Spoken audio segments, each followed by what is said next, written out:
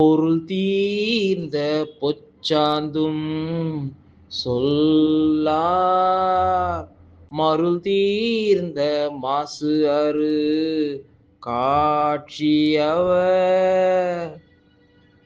பொருள் தீர்ந்த பொச்சாந்தும் சொல்லார் மருள் தீர்ந்த மாசு அறு காட்சியவர். மெய்ப்பொருளை உணர்ந்தா பயனில்லா பேச்சு வருமா?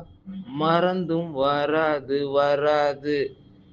பொருள் தீர்ந்த பொச்சாந்தும் சொல்லார் மருள் தீர்ந்த மாசு அறு காட்சியவர்.